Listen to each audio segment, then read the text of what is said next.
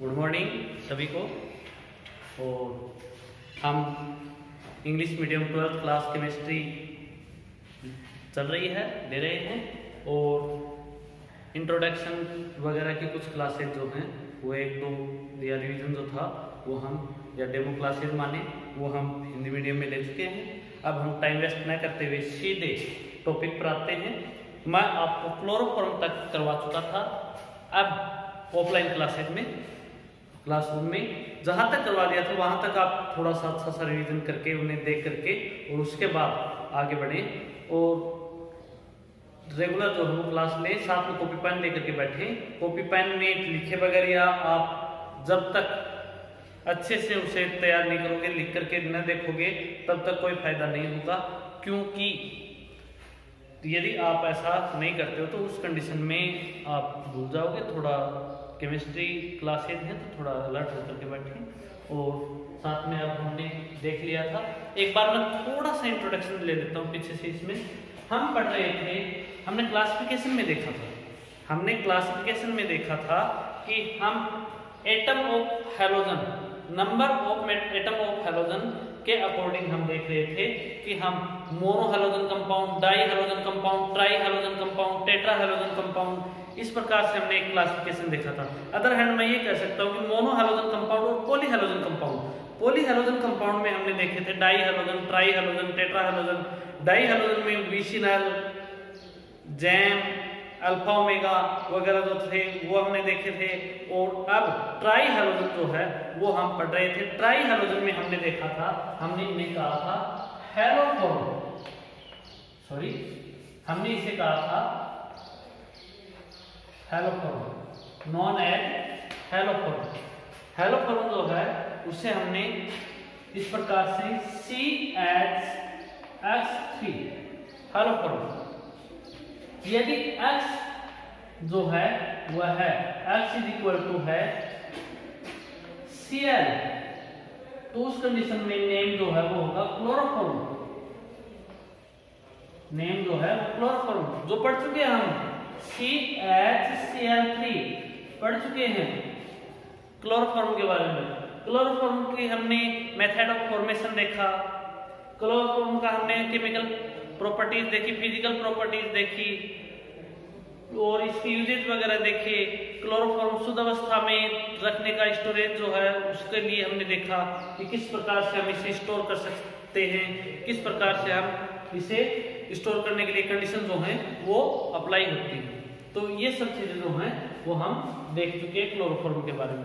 Chloroform हमने complete पढ़ लिया था। केमिकल प्रॉपर्टीज जो थी वो हम देख चुके थे लास्ट में। केमिकल प्रॉपर्टीज जो हैं वो कंप्लीट होने के बाद क्लोरोफॉर्म कंप्लीट हो गया था। उसके बाद X is equal to Br हो तो ब्रोमोफॉर्म, जो कि अपने सिलेबस में डिटेल से नहीं है, इसकी डिटेल्स नहीं है हमारे सिलेबस में, इसलिए हम इसे नहीं देखेंगे। X is equal to I हो तो उस कंडीशन में आयोडोफॉर्म, तो इसका मतलब ये है क्या आयोडोफॉर्म? ये पॉली हैलोजन कंपाउंड है। आयोडोफॉर्म जो है वह पॉली हैलोजन कंपाउंड है। अब हम क्लोरोफॉर्म पढ़ चुके हैं, आयोडोफॉर्म पढ़ेंगे, ठीक है। आयोडोफॉर्म के लिए हैलोफॉर्म जो चल रहा था अपना, पॉली हैलोजन कंपाउंड जो हम चल रहे थे, उसमें हम आयोडोफॉर्म जो है वो लेते हैं। चलिए नेक्स्ट हेडिंग अपनी है आयोडोफॉर्म। आयोडोफॉर्म, इसका फॉर्मूला जो है वो मैं अभी आपको बता चुका हूं। इसका फॉर्मूला जो है वो हम लिखेंगे CHI3 से हम इसका फॉर्मूला लिखेंगे। ये आयोडोफॉर्म के लिए हम ध्यान दें, सबसे पहले जो हम देखेंगे वो देखेंगे method of formation. Method of formation, किस प्रकार से इसका फॉर्मेशन किया जाता है वो हम देखेंगे। मेथड ऑफ फॉर्मेशन, तो मेथड ऑफ फॉर्मेशन के लिए हमने जिस प्रकार से हैलोफॉर्म रिएक्शन जो है वो देखी थी, हैलोफॉर्म रिएक्शन पढ़ी थी, उसी हैलोफॉर्म रिएक्शन से ही हम यहाँ पर इसका फॉर्मेशन करेंगे। तो इससे थोड़ा सा ध्यान देने वाली बात यह है कि method of formation haloform reaction से ही इसका फॉर्मेशन होता है। तो हम हैलोफॉर्म रिएक्शन रिपीट भी हो जाएगी, इसके पॉइंट ऑफ व्यू से हम उसे देखते थोड़ा सा डिटेल से अच्छे से इसे आप समझें। हैलोफॉर्म रिएक्शन में यहाँ पर ध्यान देने वाली बात यह है कि हैलोफॉर्म रिएक्शन देते कौन से कंपाउंड थे। हैलोफॉर्म रिएक्शन जो है वो कौन से कंपाउंड के द्वारा दी जाती है वो हम देखते हैं। तो हैलोफॉर्म रिएक्शन जो है वो उन कंपाउंड के द्वारा दी जाती है, बताया हुआ है, आराम से थोड़ा सा रिवीजन के साथ ही आप आराम से इसे समझ जाओगे। उन कंपाउंड के द्वारा हैलोफॉर्म रिएक्शन दी जाती है जिनमें ये समूह हो, दैट ग्रुप, या ये समूह हो,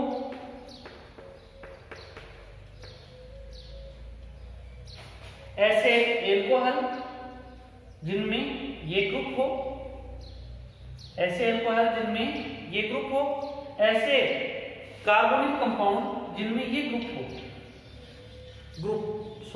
मैं यहां पर थोड़ा सा बताना चाहूँ तो मैं अभी समूह बोला था ग्रुप, ये ग्रुप हो या ये ग्रुप हो तो ऐसे एल्कोहल को हैलोफॉर्म रिएक्शन देंगे। ये ग्रुप हो ऐसे कार्बोनिल कंपाउंड, पहले ही बता चुका हूं, 11th में भी बता चुका हूं कई बार, carbonyl compound aldehyde and ketone, ऐसे एल्डिहाइड तथा कीटोन जिनमें ये समूह हो। एग्जांपल ले लेते हैं एक बार, मैं आपको रफ बता देता हूं। यहां पर यदि मैं H रख दूं, ये ग्रुप हो, तो इसमें यहां पर H और R जुड़ा हुआ हो सकता है, कोई भी R ले ले, R बराबर H भी हो सकता है। तो यदि मैं H लूं तो उस कंडीशन में एथेनॉल बन गया, तो एथेनॉल ये रिएक्शन देगा, एथेनॉल ये रिएक्शन देगा। अदर हैंड मैं यदि कहूं तो R जो है ये रखें, R बराबर H भी हो सकता है, तो ये ऐसे एल्कोहल ये रिएक्शन देंगे। तो मैं एग्जांपल यहाँ पर जो है वो ले रहा हूँ H लेकर के, और ये बन गया ethanol. IPC name, general name भी ध्यान रखें, ethyl alcohol, IPC name, general name, ये भी आप दिमाग में रखोगे। Ethyl alcohol, alkyl alcohol general name होते हैं एल्कोहल की, और एल्केनॉल आईपीसी नेम होते हैं। एथेनॉल एंड एथिल एल्कोहल, तो आप इसका नेम जो वो देख सकते हैं।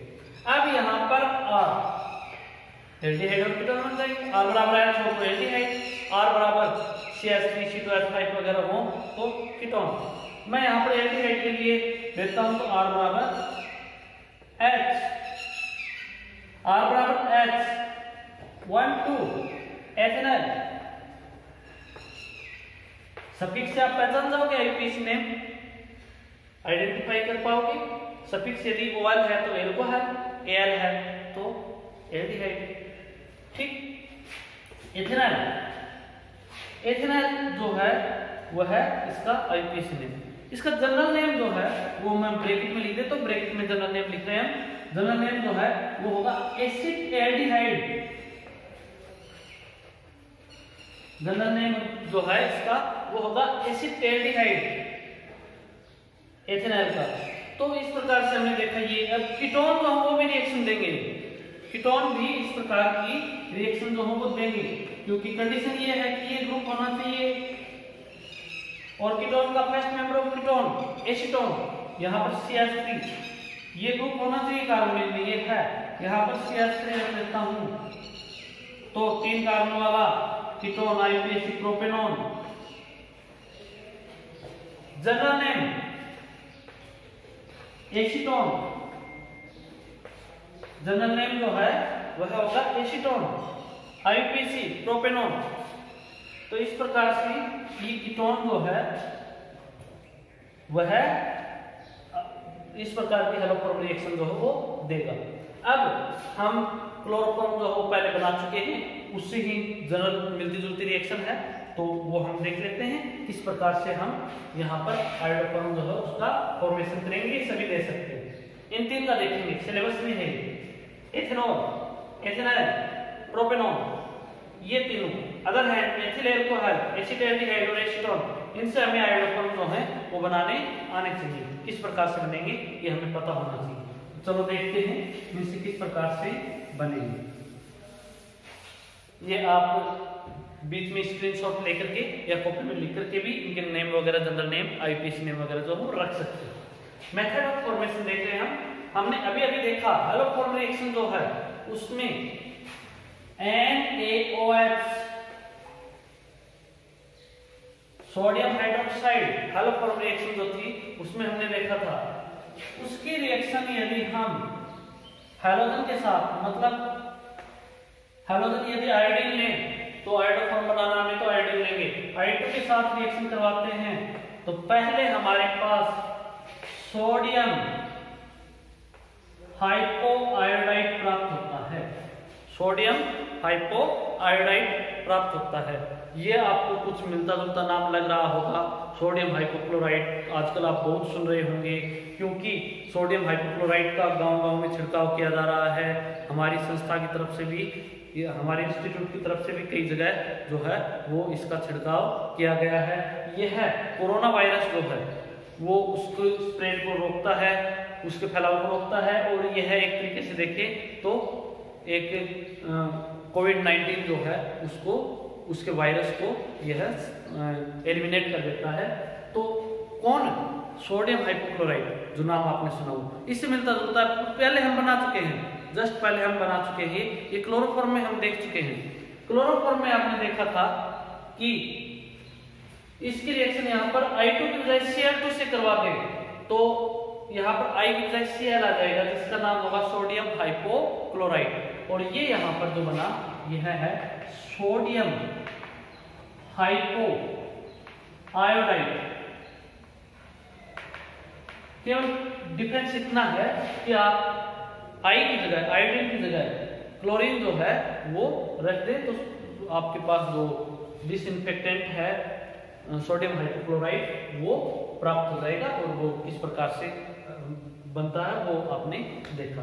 अब हम वहां पर ये बात छोड़े, अब आगे टॉपिक पर आ जाए। मेथड ऑफ फॉर्मेशन जो है वो हम देख रहे हैं आयोडोफॉर्म की। तो ये हमने I2 लिया तो ये सोडियम हाइपोआयोडाइड जो वो बन गया, प्लस इसमें साइड प्रोडक्ट जो हो NaI प्लस H2O जो है वो बनते हैं।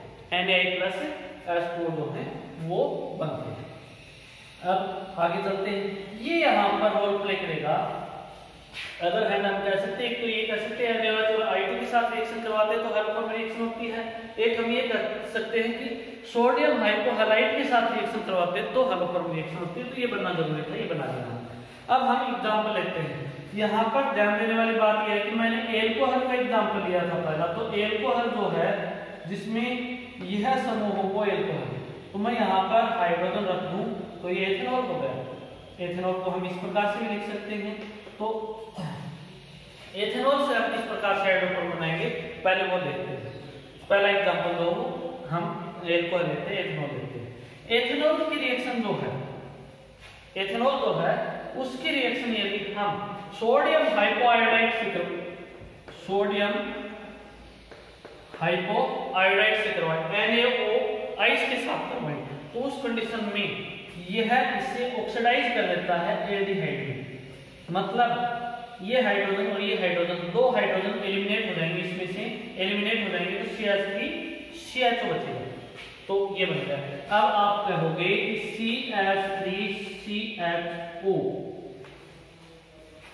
इससे भी तो बना सकते, सीधे हाँ बना सकते, वहां पर ये स्टेप मत रखना, वहां पर ये स्टेप मत लेना, ये स्टेप छोड़ देना, सीधे आगे ले लेना, तो वो ये एग्जांपल हो जाएगा। बाकी क्या बना देखिए, दो हाइड्रोजन थे, उनके साथ ये दो हाइड्रोजन निकले, उनके साथ रिएक्शन क्या हुई वो देखिए। एक बार मैं यहाँ पर आपको समझाने के लिए लिखा हूं कि इसमें ये होगा H और H, दो हाइड्रोजन निकले हो। अब यह HI जो बनता है, जैसे पीछे हमने देखा HI था, वो वह HI जो है वह दोबारा रिएक्शन कर देता है किसके साथ, NaOH के साथ। तो उस कंडीशन में ये हो जाता है। तो हमने एक बार ये देख लें कि यहाँ पर NaOH दोबारा रिएक्शन करेगा, वो आगे की बात इसमें आप अभी सीधे समझ जाओगे कि इसमें NaOH बन जाएगा प्लस HI जो है वो निकल जाएगा। तो इसमें NaOH जो है वो हम साइड प्रोडक्ट के रूप में बनाते हैं, NaOH, ये साइड प्रोडक्ट बन गया। और फिर दूसरा जो है वो है यह 2 मोल जो है वो काम में आ जाएगा, 2 हटाने 2 मोल, क्योंकि जो HI बनाना वो यहाँ पर रिएक्शन करके और I2 और NaOH में कन्वर्ट हो जाएगा, 2 मोल ये लेंगे तो ये NaI जो है वो है साथ में बन जाएगा। शायद आप समझ गए होंगे इस बात को। सॉरी,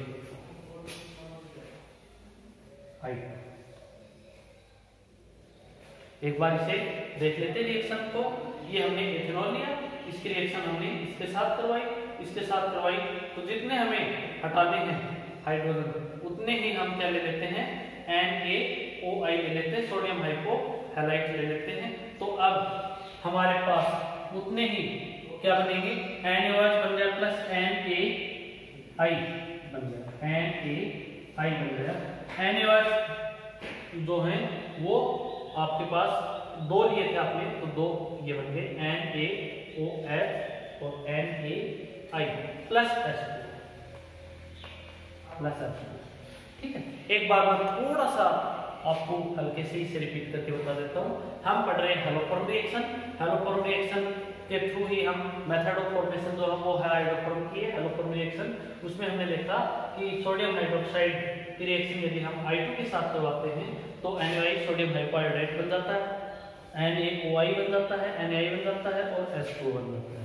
अब हम इसकी रिएक्शन यदि जो बना हमारे पास सोडियम हाइपोहाइड्रेट, जो सोडियम हाइपोहाइड्रेट का एग्जांपल है, उसकी रिएक्शन इसके साथ करवाते हैं तो हमें जितने हाइड्रोजन हटाने, 2 हटाने इसका ऑक्सीडेशन करने के लिए, 2 NaOI काम में आ जाएंगे, एक NaOH बन जाएगा, एक NaI बन जाएगा, एक H2O बन जाएगा।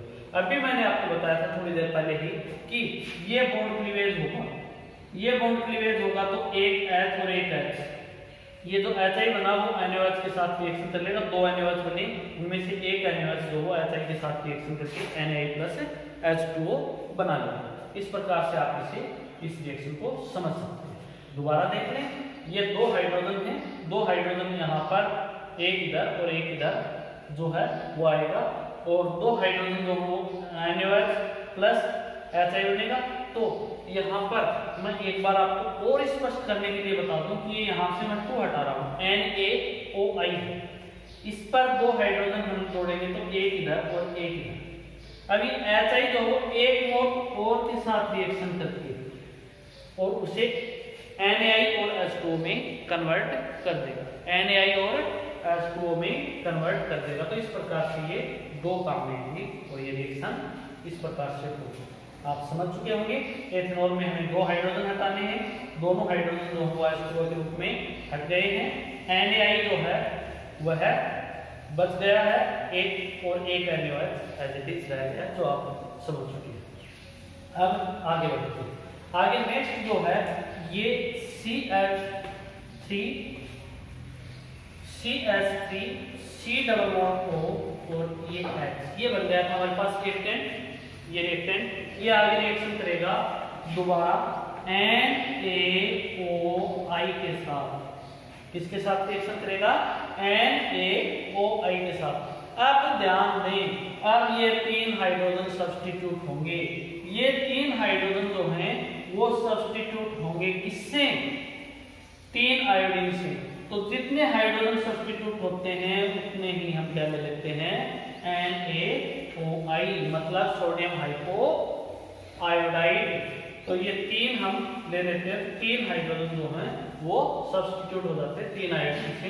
तो हमारे पास CH3CHO ट्राई आयोडो एसिटाल्डिहाइड, या अदर हैंड हम कहें तो try iodo ethanol, try iodo ethanol जो है आइसोलेशन में ट्राई आयोडो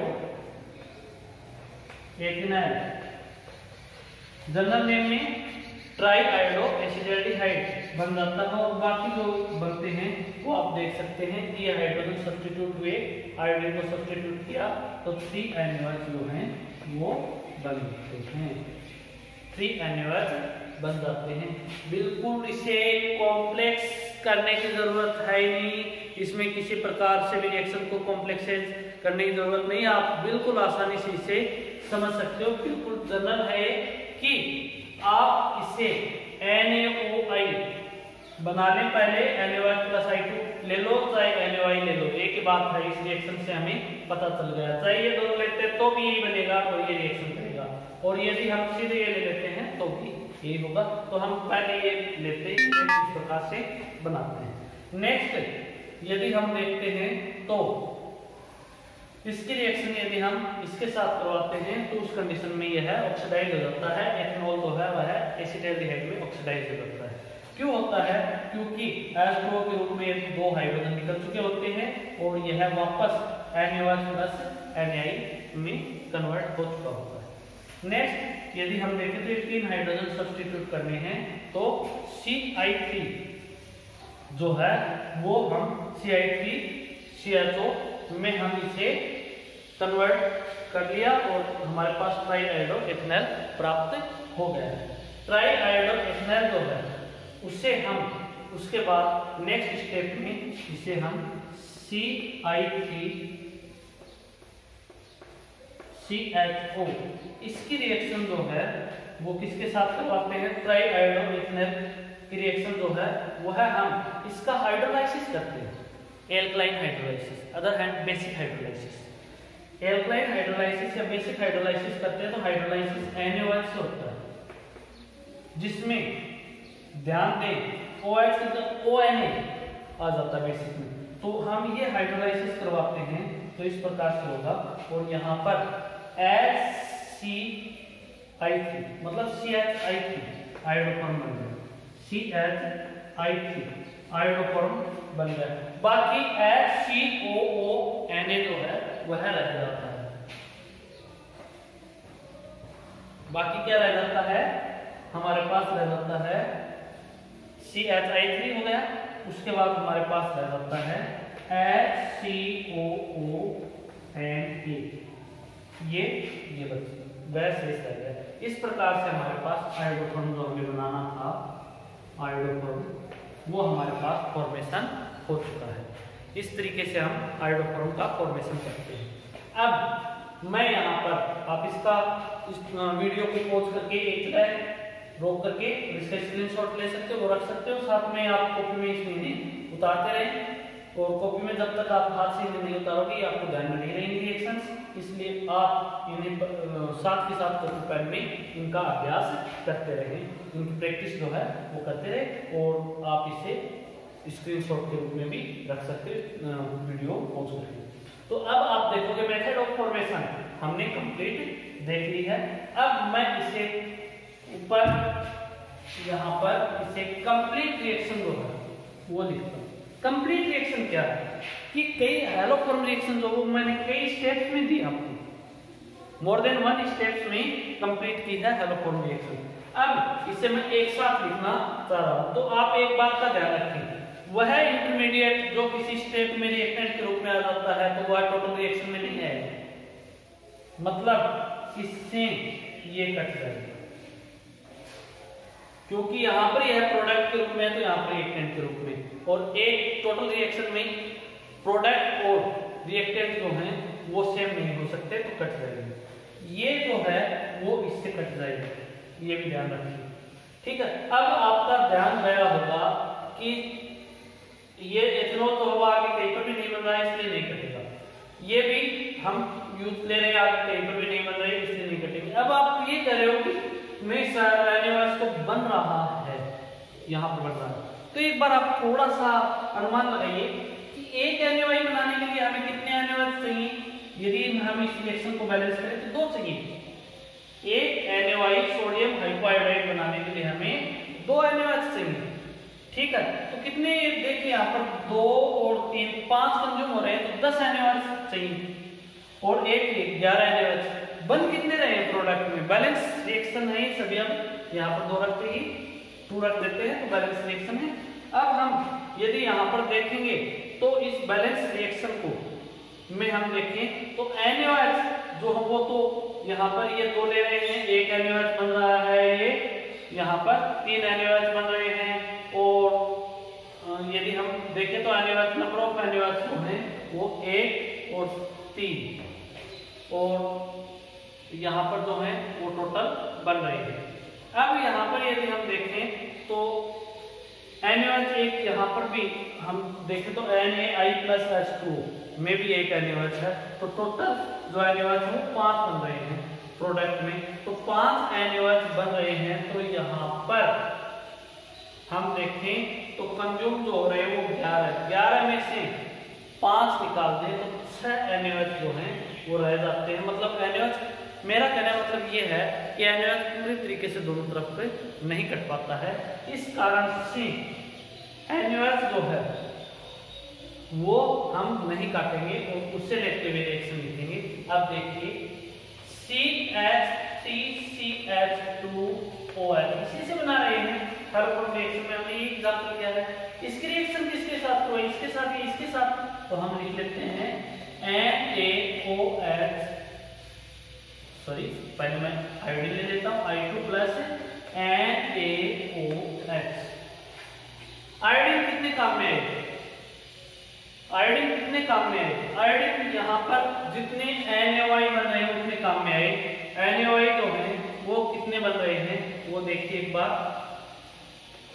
2 और 3 5 I2 काम में आए, लेकिन एक I2 जो है वो है यहाँ पर आप देखोगे कि NaI के रूप में, एक NaOI जो NaI के रूप में कन्वर्ट हो गया। तो यहाँ पर हम इससे कितने रखेंगे, यहाँ पर हमने देखा NaOH जो है वो तो टोटल आयोडीन ले रहे हैं, क्योंकि हमारे पास 4 आयोडीन काम में आएंगी, क्योंकि एक हमने लेस कर दिया है। NaOI 2 और 3 5 में से एक हमने लेस कर दिया जो NaI और H2O में कन्वर्ट हो रहा था, तो हम यहाँ पर आए 4 आयोडीन, और NaOH कितने आए, 11 में से 5 निकाल दें तो 6 बचे थे टोटल, ये ले लें 6 NaOH, और इसे हम लिख देते हैं CH3 बन जाता है।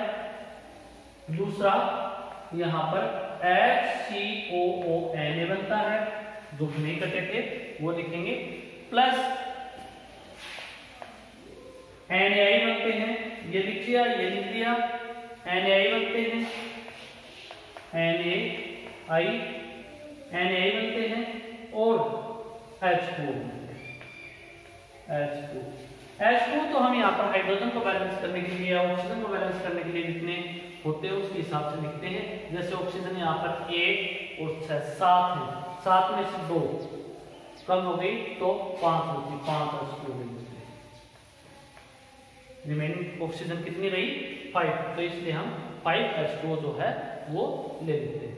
5 H2O हमने यहाँ पर लिख दिया। इसमें Na यहाँ पर काम में आ गया, बाकी NaI है, कितने NaI हैं, तो यहाँ पर हमारे पास 5 NaI हो जाएंगे। यदि आपको रिएक्शन जो है वो थोड़ा कॉम्प्लेक्स से लग रही है तो उसे आप बिल्कुल इजी वे में बना लें।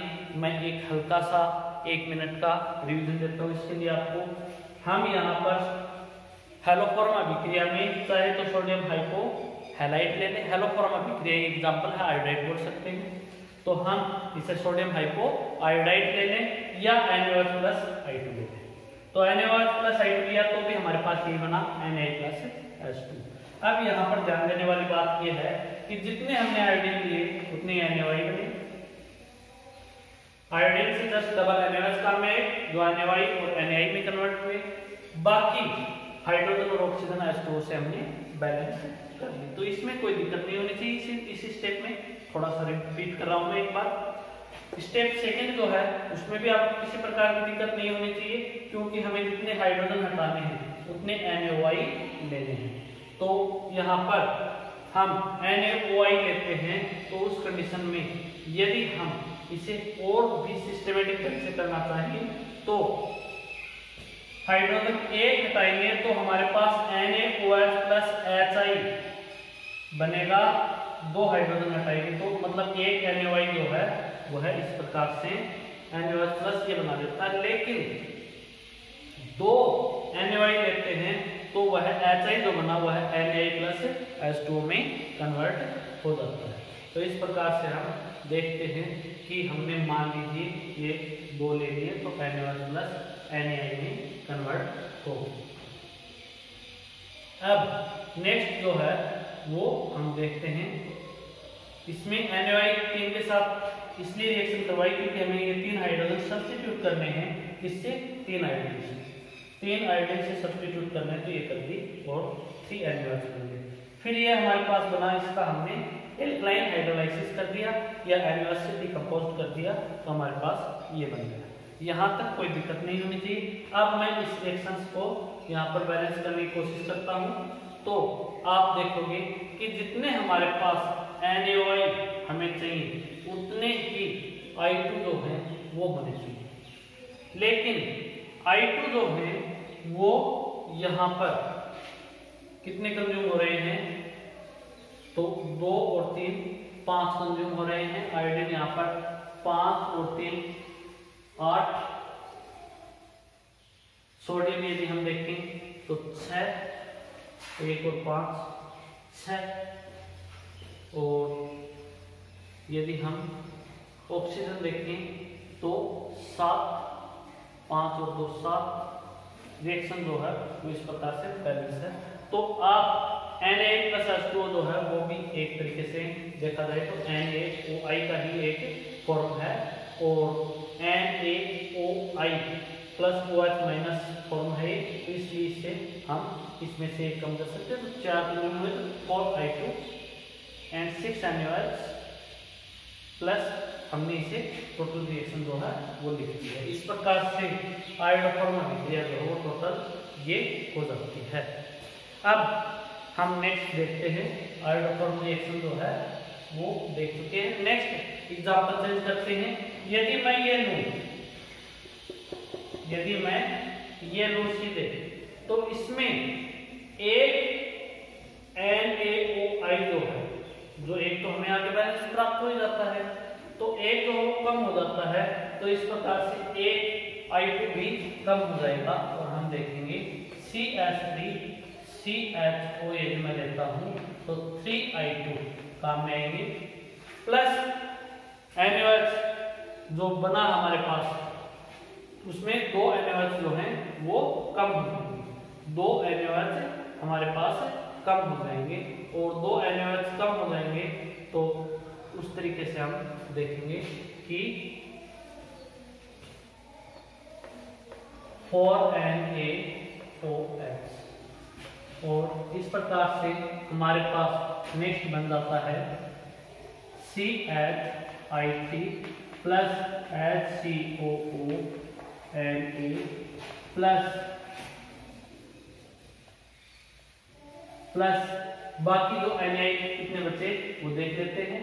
तो यहाँ पर 4 थे, इसमें से एक काम में आ गया सोडियम, 3 NaI प्लस H2O, ये भी आपके कितने होंगे 3, ये भी 3 होंगे।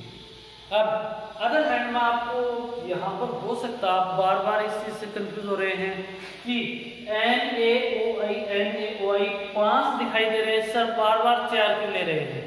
तो इस कंफ्यूजन को दूर करने के लिए मेरे दिमाग में एक अल्टरनेट आया है जो मैं आपको बता सकता हूँ। वो अल्टरनेट ये है कि 2 हाइड्रोजन यदि मैं यहाँ पर रखूँ, ये दोनों हाइड्रोजन जो हुए हो और ये I2 के रूप में निकाल दूँ, तो यहाँ पर पता चल जाएगा आपको कि किस प्रकार से 2 NaOH बन जाते हैं और प्लस में साथ में यह I2 में कन्वर्ट हो जाता है। तो आपको इससे कैलकुलेशन में इसे बैलेंस करने में दिक्कत नहीं होगी।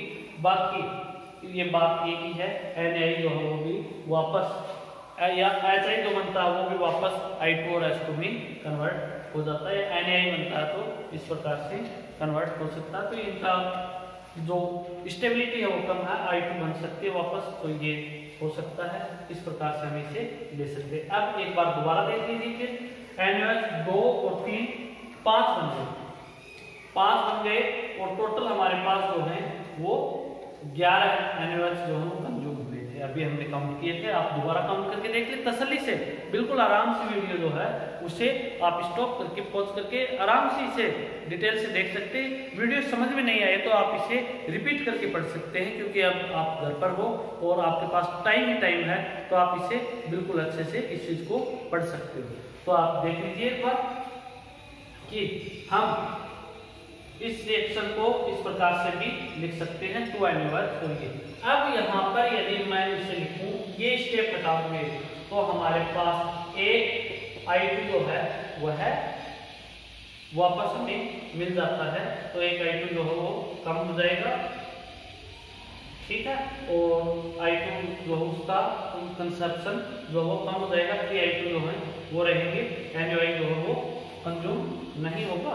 इस प्रकार से हम नेक्स्ट देख सकते हैं कि इसमें आगे 4 NaOH और CH3HCO वाले और ये बनते हैं। अब यदि हम कीटोन लें तो इसमें आप ध्यान दें, कीटोन ये है,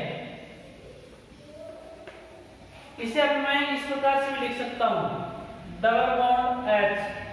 अंतर क्या है, डिफरेंस क्या है दोनों में? डिफरेंस ये है कि इसमें हाइड्रोजन की जगह CH3 है, बस बाकी रिएक्शन वही है। 3I2 प्लस हाइड्रोजन की जगह क्या है, हाइड्रोजन की जगह यहाँ पर CH3 है, बाकी वही है, तो इस हाइड्रोजन की जगह CH3 आ जाएगा, 4 NaOH, और ये आपका हो गया CH3 plus CH3COO Na plus 3NaI plus 3H2 plus 3H2, ये इस प्रकार से हो जाएगा।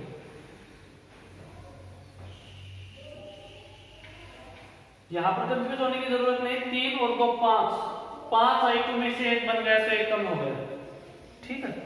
तो आप इस चीज का ध्यान रखिए, कहीं पर भी कोई कंफ्यूजन जो है वो ऑनलाइन क्लास में हम नहीं छोड़ सकते, तो मैं इसे आपको दोबारा बता रहा हूँ। 3 और 2 5 ये है, तो 5I2 3 4 क्यों रखे हैं, क्योंकि एक I2 जो है वो बन जाता है, ठीक है। तो इस प्रकार से हम इसे ले सकते हैं। टोटल रिएक्शन जो है वो ये आ गई ऊपर वाली, इसे आप स्क्रीनशॉट के रूप में ले सकते हो और स्क्रीनशॉट के रूप में इसे आप रख सकते हो और इसे आप स्टडी जो है कर सकते हो डिटेल से, कोई दिक्कत आपको नहीं है। इस प्रकार से हमने आयोडोक्रोम रिएक्शन जो वो देखी, मेथड ऑफ फॉर्मेशन देख लिया हमने मेथड ऑफ फॉर्मेशन देख लिया किसका, आयोडोक्रोम का। इसमें किसी प्रकार की कोई दिक्कत हो तो आप कमेंट्स में लिख करके भेज सकते हैं और मैं आपको उस समस्या का समाधान बता दूंगा कि ये चीज़ आपको समझ में नहीं आई तो उसे मैं डिटेल से अगली क्लास में नेक्स्ट क्लास में आपको बता दूंगा। बाकी आप इसे अच्छे से देखिए, ठीक है। 5 मिनट और 10 मिनट, ठीक। अब हम एक बार इसके केमिकल प्रॉपर्टीज जो हैं उसके बारे में, physical properties and chemical properties के बारे में देख लेते हैं। तो पहले मैं लेता हूँ फिजिकल प्रॉपर्टीज।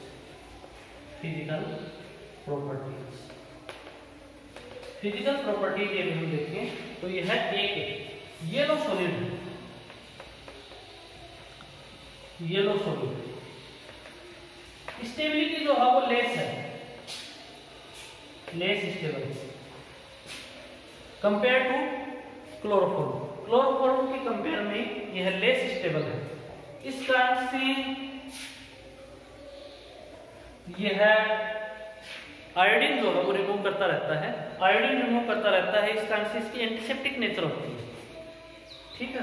इसका जो मेल्टिंग पॉइंट है MP वह होता है 392 केल्विन, मेल्टिंग पॉइंट इसका 392 केल्विन होता है।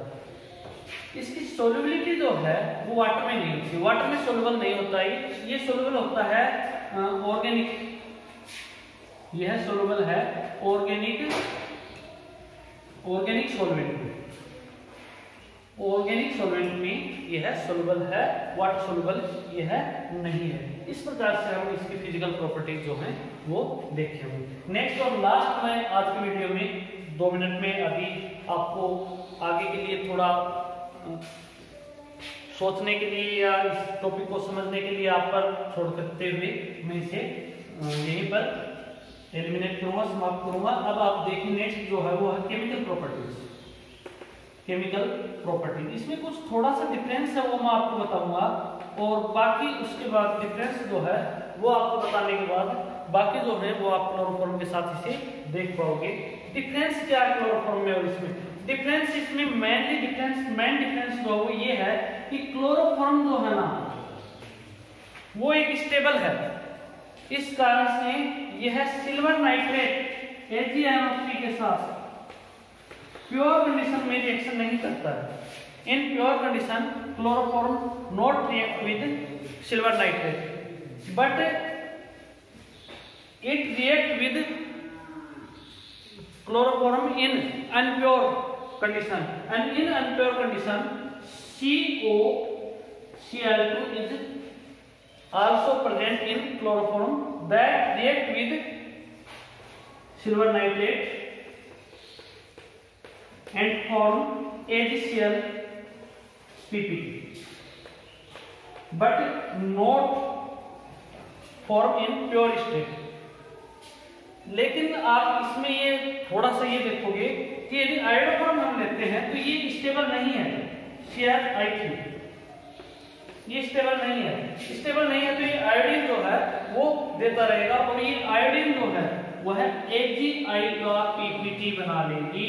इसके साथ AgNO3 के साथ सिल्वर नाइट्रेट के साथ react with silver nitrate and form A yellow PPT of AgI। तो ये इसमें डिफरेंस है थोड़ा, और उसी प्रकार से बाकी रिएक्शंस जो हैं वो आप देखेंगे। मैं आप पर ही छोड़ रहा हूँ ये चीज कि आप इसे देखेंगे कि सिल्वर पाउडर के साथ रिएक्शन करके एसिटिलीन और वाटर हाइड्रोलाइसिस पर formic acid and other reaction also similar to iodoform reactions. तो आप इन रिएक्शंस को सभी को देखें, और आज की क्लास के लिए आपको बहुत बहुत धन्यवाद देखने के लिए। थैंक्स फॉर वाचिंग, और इसे आप अच्छे से डिटेल से पढ़ करके नेक्स्ट क्लास के लिए प्रिपेयर होकर बैठे। धन्यवाद।